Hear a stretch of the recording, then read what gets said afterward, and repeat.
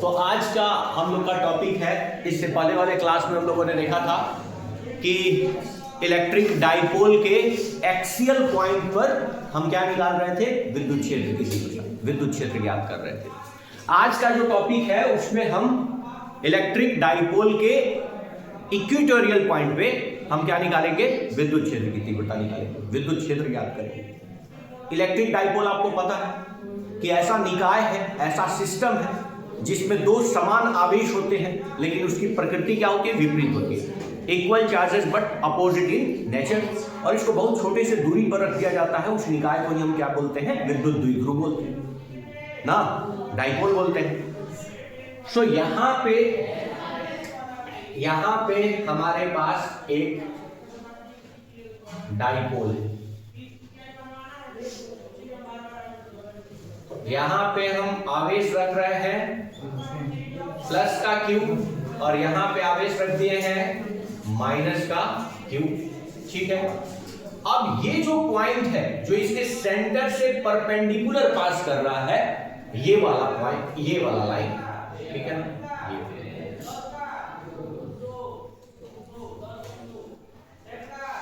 थोड़ा अच्छा नहीं हुआ, अच्छा, ये वाला जो लाइन है, इसी लाइन को हम क्या बोलते हैं, निरअक्षीय रेखा। ठीक है, इसको हम क्या बोलते हैं, निरअक्षीय रेखा, एक्सियल पॉइंट, जो विद्युत द्विध्रुव के केंद्र से, सेंटर से लंबवत दो भागों में बांटते हुए जा रहे हैं।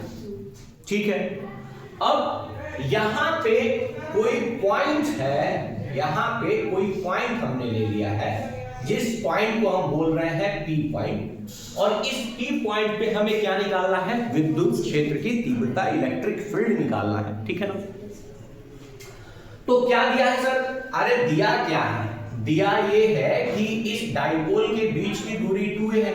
ये तो अभी तक में हर कोई जानता है, ठीक है, कि डाइपोल के बीच की दूरी को क्या लेते हैं, 2a लेते हैं। और ये जो दूरी है इस सेंटर से, उसको लेट से हम बोल दे रहे हैं x दूरी पर।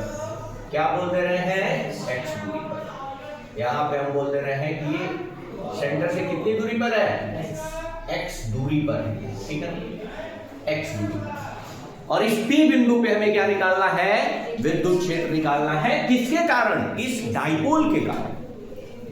ठीक है, ठीक है, अब अगेन मेरा क्वेश्चन है कि इस पॉइंट पे जो विद्युत क्षेत्र होगा वो किसके किसके कारण होगा, एक तो प्लस क्यू के कारण होगा, और एक क्या होगा, माइनस क्यू के कारण। कोई दिक्कत, चलो, तो यहां से हमारे पास क्या चाहिए, ये वाला डिस्टेंस चाहिए, चाहिए कि नहीं। अरे इस प्लस क्यू के कारण P पर अगर मुझे विद्युत क्षेत्र निकालना है तो हमें डिस्टेंस चाहिए ना, दूरी चाहिए कि नहीं, क्योंकि विद्युत क्षेत्र का हमारे पास फॉर्मूला क्या है, विद्युत क्षेत्र का फॉर्मूला है KQ/R²। पता है ना बात, तो हमें कभी भी विद्युत क्षेत्र निकालना है तो दूरी चाहिए, आवेश से उस बिंदु के बीच की दूरी। क्लियर है बच्चा, अच्छा। सो ये वाला दूरी कैसे निकलेगा, इसको निकालने के लिए हमारे पास पाइथागोरस बाबा बैठे हुए, हाँ, वो बोलेंगे कि सुनो बच्चा, ये वाला दूरी पूरा डाइपोल 2a है, तो ये क्या होगा, a होगा, है, और ये वाला x तो दिया है आपको, हाँ, तो हाइपोटेनस कितना हो जाएगा, बच्चा बताओ कि कितना हो जाएगा, x² + a², यही दूरी होगा क्या, कोई दिक्कत। अच्छा सर, डायरेक्शन किधर होगा, अरे हर कोई जानता है कि डायरेक्शन, विद्युत क्षेत्र की डायरेक्शन पॉजिटिव चार्ज से बाहर की ओर जाती हुई होगी, दूर जाएगी। मतलब यहां पे जो इलेक्ट्रिक फील्ड का डायरेक्शन होगा वो इसी डायरेक्शन में क्या होगा, बाहर की ओर होगा कि नहीं, ये वाला डायरेक्शन होगा बाहर की, ठीक है, बाहर की। ठीक है, अच्छा, इसको हम बोल दे रहे हैं इलेक्ट्रिक फील्ड ड्यू टू क्या, कौन सा charge, plus q charge. Electric field due to क्या, प्लस चार्ज। कोई दिक्कत, हाँ, अच्छा।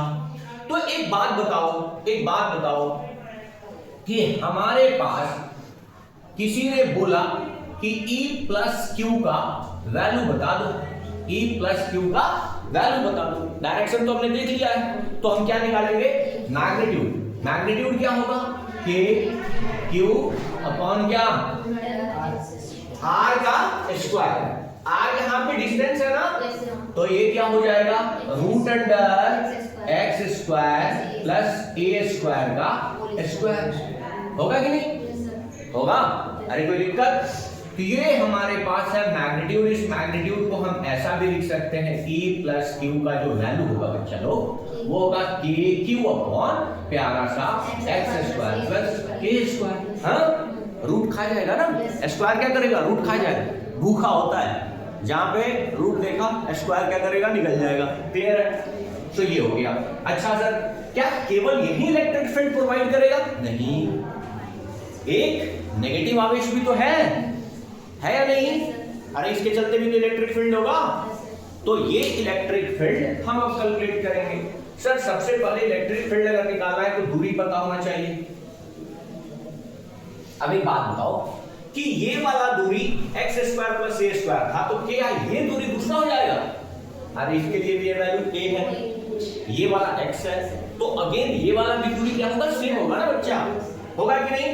मतलब ये वाला भी दूरी तुम्हारे पास क्या है, x square plus A square है या नहीं? ओके। अच्छा सर, इलेक्ट्रिक फील्ड का डायरेक्शन किधर होगा? इलेक्ट्रिक फील्ड का डायरेक्शन नेगेटिव डायरेक्शन की ओर आती हुई होती है ना। हाँ, सो यहाँ पे इलेक्ट्रिक फील्ड का जो डायरेक्शन होगा वो ये वाला होगा, यही होगा इलेक्ट्रिक फील्ड। इसको हम इस इलेक्ट्रिक फील्ड को बोल दे रहे हैं E क्या, माइनस क्यू के कारण। बताओ, E माइनस क्यू के कारण। कोई दिक्कत है क्या? कोई दिक्कत? तो इसकी वैल्यू अगर लिखी जाए तो हम क्या लिखेंगे, हम लिखेंगे यहां पे E माइनस क्यू के कारण जो मैग्नीट्यूड होगा एग्जैक्टली इतना ही होगा, क्योंकि आवेश तो सेम है, बस उसका नेचर क्या था, डिफरेंट था। हाँ, तो जितना वैल्यू पॉजिटिव क्रिएट कर रहा है इलेक्ट्रिक फील्ड का एग्जैक्टली उतना ही करेगा। डायरेक्शन जो भी हो वो तो हमने दिखाया ना फिगर में। तो यहां पे क्या हो जाएगा बच्चा, K Q upon X square plus A square. Agree? अच्छा सर, ये दोनों वेक्टर तो ऐसा है नहीं कि घटा दे, या दोनों वेक्टर एक डायरेक्शन में है नहीं कि जोड़ दे। ये तो कुछ एंगल पे है ना, ये क्या है, कुछ एंगल पे। तो इसको जोड़ने के लिए क्या करें? तो इसको जोड़ने के लिए हम वेक्टर सम का फॉर्मूला यूज करेंगे, या फिर हम कंपोनेंट निकालेंगे। अब दोनों में से देखते हैं कौन सा भाता है। बात समझ में आया क्या? अभी हमें इलेक्ट्रिक फील्ड P पे निकालना है, वो टोटल कितना होगा अभी मुझे नहीं पता, लेकिन ये दोनों का जो रिजल्टेंट आएगा वही होगा। अग्री? कोई दिक्कत? कोई दिक्कत? तो चलो फिर देखते हैं। अच्छा, एक समय के लिए, एक सेकंड के लिए मैं मान लेता हूं कि ये वाला एंगल थीटा, ये वाला एंगल क्या है, थीटा। तो ये क्या है, समद्विबाहु त्रिभुज है, आइसोसेलेस ट्रायंगल है ना। तो अगर इसको आप थीटा माने हो तो ये क्या कोई दूसरा एंगल हो जाएगा, ये वाला भी क्या होगा बच्चा, थीटा ही होगा। होगा कि नहीं?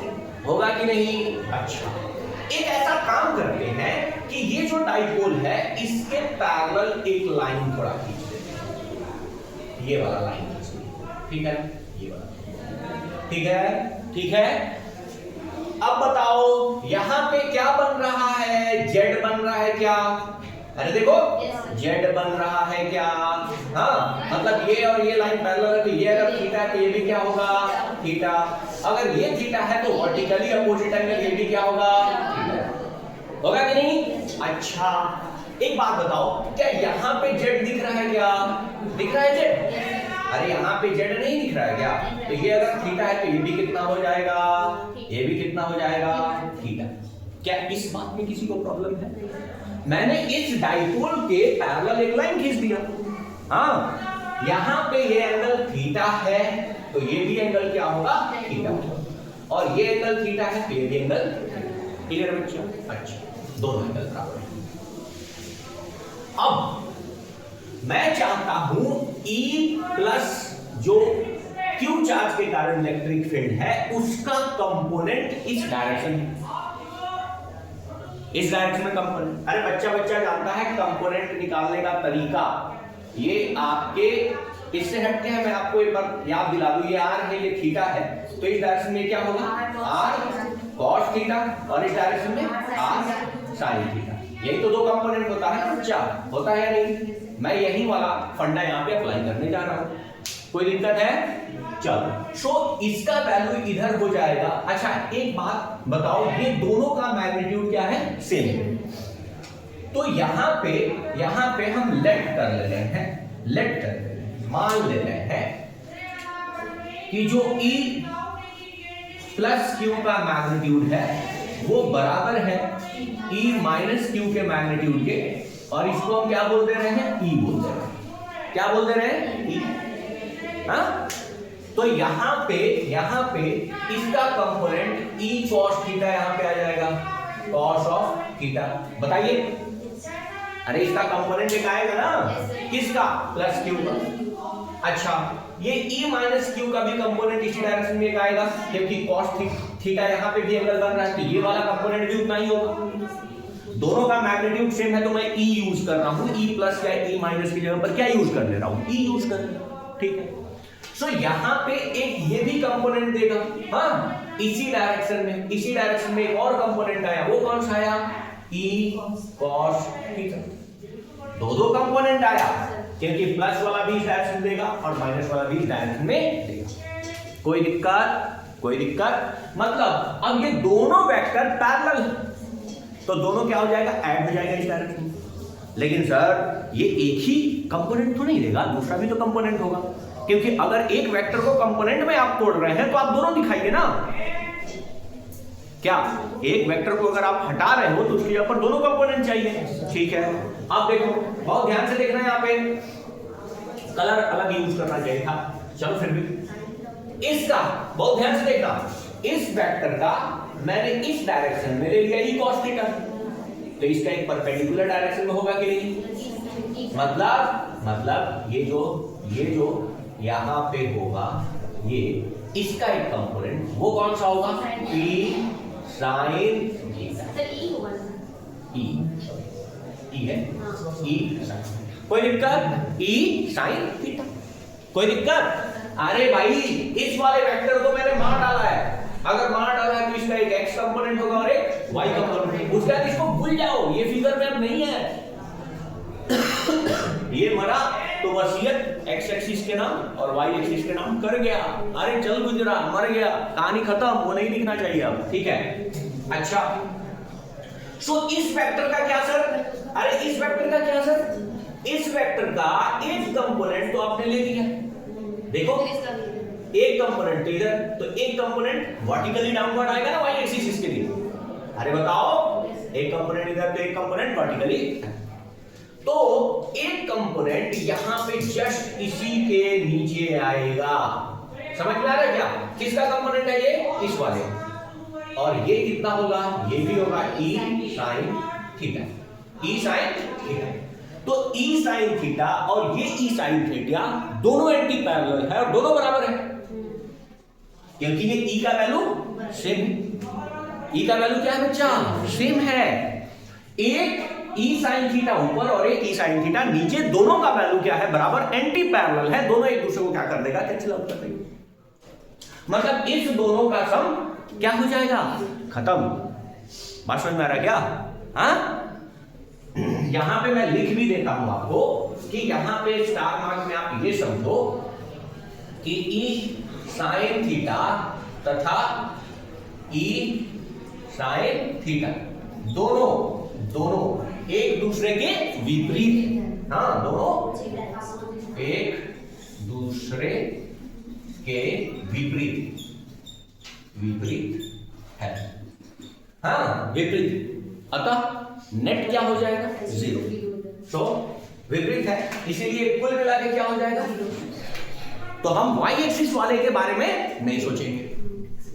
क्लियर है ना? एक पॉजिटिव y एक्सिस की तरफ है, एक नेगेटिव y एक्सिस की तरफ है, दोनों का मैग्नीट्यूड बराबर है, दोनों क्या हो गया? कैंसिल।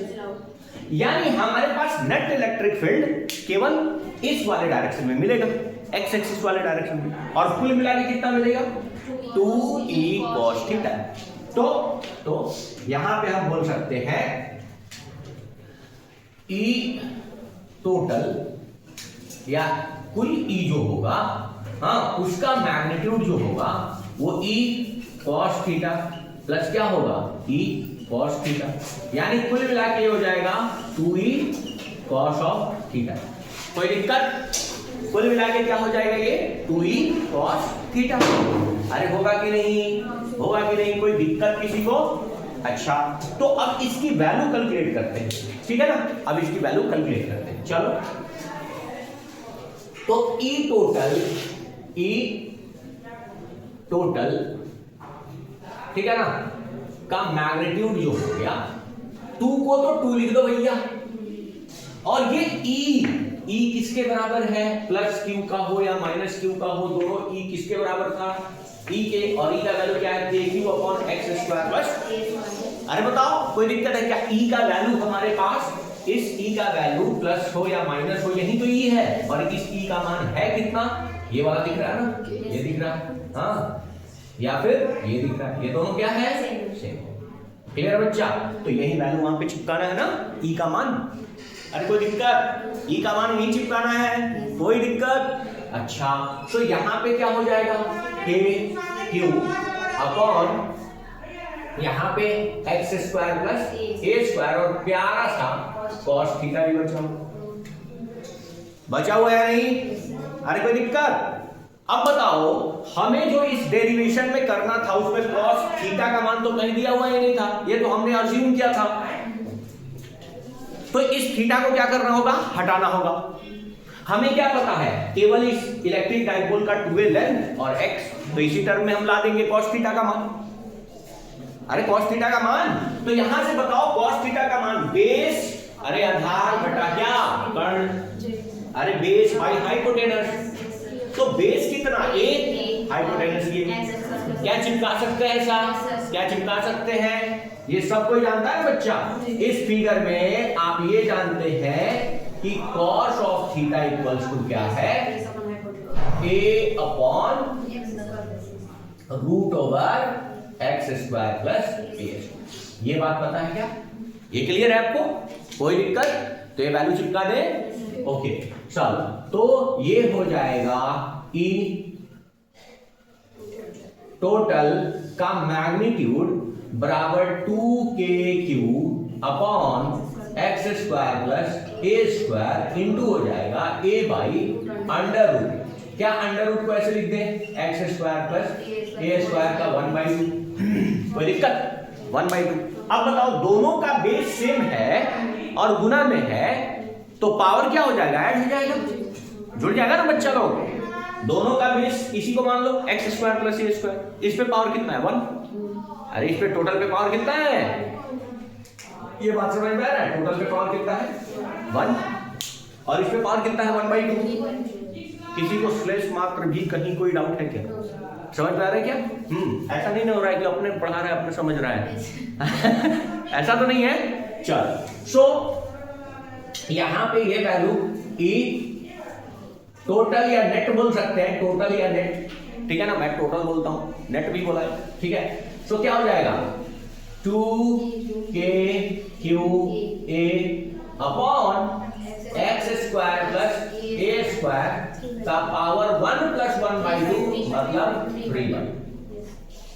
अरे पावर 1 जोड़ो और प्लस 1/2, भिन्न का जोड़ जानते हो ना कि नहीं जानते हो?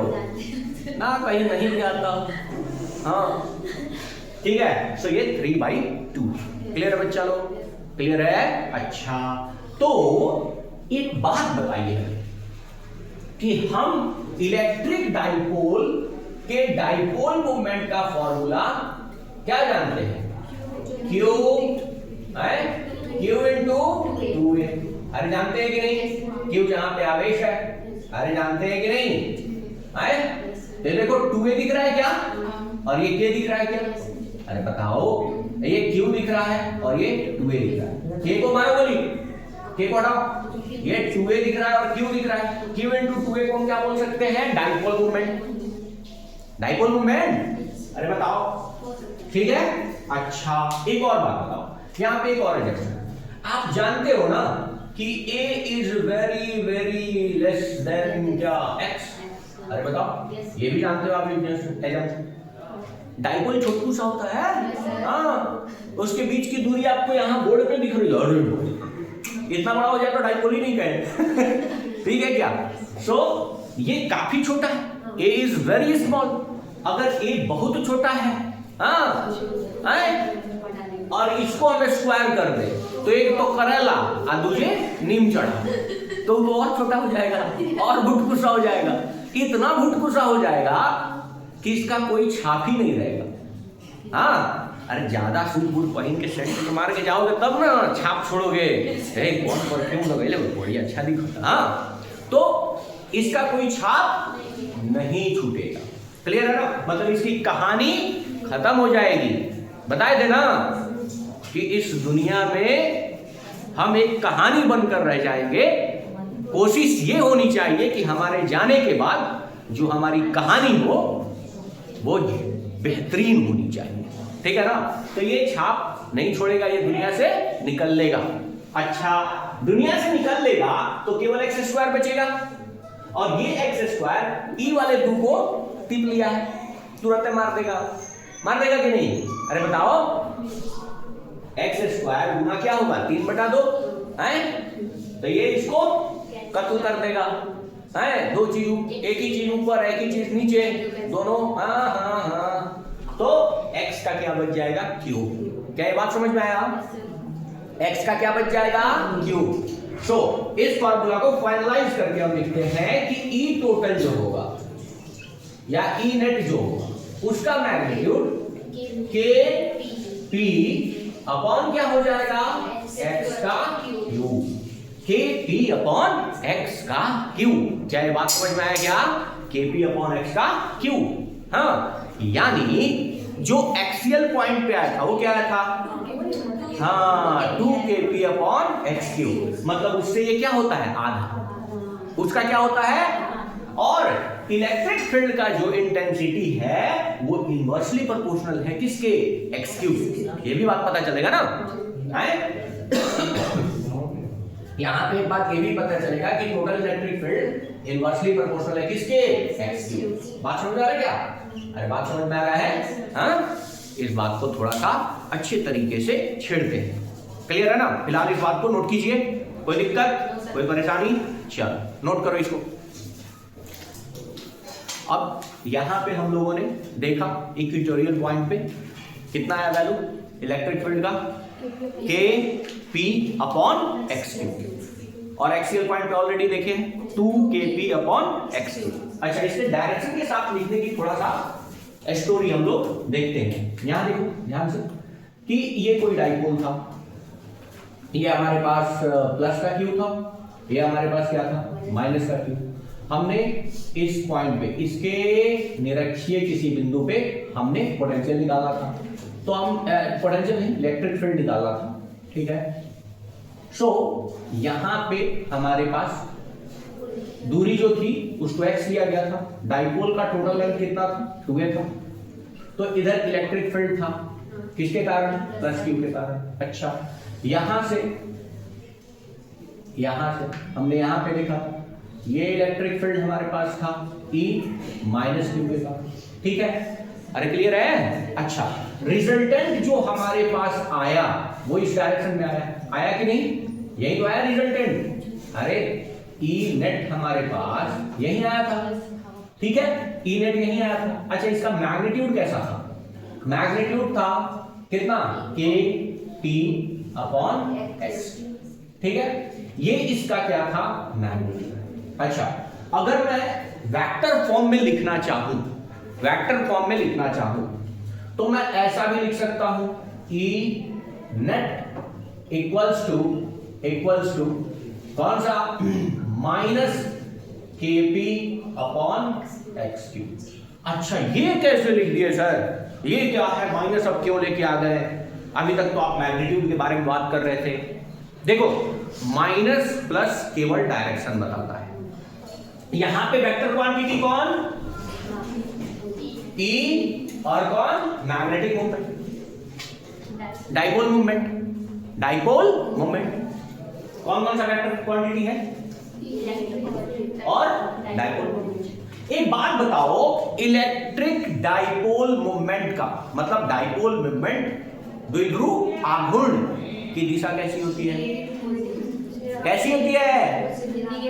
ऋणात्मक से धनात्मक की ओर, यही होती है ना डायरेक्शन, होती है कि नहीं? पी की डायरेक्शन तो यही होती है, क्लियर है?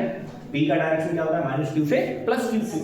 तो ये बात बता रहा है कि जो इलेक्ट्रिक फील्ड होगा ना वो डाइपोल मोमेंट के विपरीत होगा। देखो डाइपोल मोमेंट कितना लग रहा है और इलेक्ट्रिक फील्ड कितना लग रहा है, बात समझ में आया क्या? सो माइनस केवल आपको ये बताएगा कि डाइपोल मोमेंट के अपोजिट क्या है? इलेक्ट्रिक फील्ड, या इलेक्ट्रिक फील्ड के अपोजिट क्या है? डाइपोल। मैग्नीट्यूड में कोई फर्क पड़ा? कोई फर्क पड़ा क्या मैग्नीट्यूड में? अरे कोई दिक्कत? अच्छा, इक्विटोरियल वाली बात तो कर लिए कि ये कौन सा फॉर्म है? Vector form. ये क्या है? वेक्टर फॉर्म, ठीक है ना सभी। और ये क्या है? स्केलर। ये क्या है? स्केलर फॉर्म, ठीक है ना? अच्छा, ई नेट का जो मैग्नीट्यूड होगा वो इनवर्सली प्रोपोर्शनल क्या होगा? ये भी बात समझ में आ रही, ठीक है? अच्छा, ये भी समझ में आ रहा है कि जो एक्सिस पे निकाले थे उससे क्या होगा? आधा, क्योंकि वो 2kp अपॉन क्या आया था? x के। चलो इसके बारे में भी, डायरेक्शन के बारे में बात कर ले, वेक्टर फॉर्म और स्केलर फॉर्म कैसे लिखेंगे। क्लियर है बच्चा? चलो यहां देखते हैं, यहां डाइपोल है, ठीक है? लेट्स से प्लस का क्यूब और यहां पे क्या? माइनस का क्यूब। और इस वाले लाइन को बच्चा लोग, इस वाले लाइन को हम क्या बोलते थे? अक्षीय लाइन, एक्सियल लाइन बोलते थे या नहीं? हमारे पास ये वाला जो दूरी होता था x, इस बिंदु पे हमें क्या निकालना होता था? ये कोई p था, यहां पे इलेक्ट्रिक फील्ड निकालना था। हाँ? अच्छा, क्या ऐसा कंडीशन नहीं हो सकता बच्चा कि ये प्लस का क्यूब है, हाँ, और ये माइनस का क्यूब है, ये एक्सियल लाइन है, हाँ, इस बार ये जो पॉइंट हो प्लस की ओर हो। अरे डाइपोल के किसी भी तरफ तो हो सकता है ना बच्चा, हाँ। सो ये P यहाँ पे था, क्लियर है? ये वाली दूरी इस बार क्या है भाई? सेंटर से, डाइपोल के सेंटर से कोई भी दूरी ली जाती है x दूरी। ये भी तो हो सकता है, मतलब दो कंडीशन, जब आपका P पॉइंट क्या हो? नेगेटिव आवेश की ओर, अच्छा, और जब आपका P पॉइंट पॉजिटिव आवेश, दो कंडीशन बनेगा ना एक्सियल पे। इसमें दो कंडीशन नहीं बनेगा भैया, इस कंफ्यूजन में मत रहना कि इसमें भी दो कंडीशन है। इसमें कभी भी बनेगा तो एक ही कंडीशन बनेगा, लेकिन इसमें तो दो कंडीशन होगा। अच्छा सर, वेक्टर फॉर्म हम बाद की बात करते हैं, इसका स्केलर फॉर्म अगर हम बात करें तो हम याद रखें सर कि k 2k cube 2k upon x E net, ठीक है ना? ई नेट का वैल्यू तो यही होगा। अरे ई नेट का वैल्यू तो यही होगा या नहीं? ई नेट का वैल्यू यही होगा। यहां पे भी अगर आप बात करते हैं तो ई नेट तो यही होगा।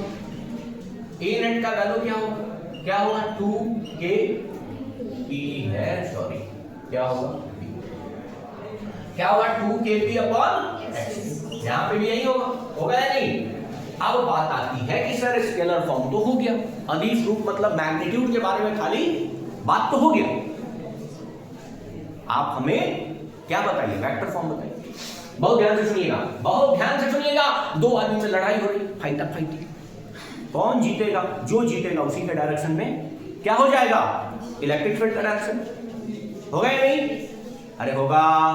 अच्छा, एक बात बताओ, आवेश से जितना नजदीक जो बिंदु होगा वो वाला फोर्स उतना ही ज्यादा होगा, क्लियर है? अच्छा, इस बार जो हम पॉइंट लिए हैं P, यहां पे फर्स्ट केस में,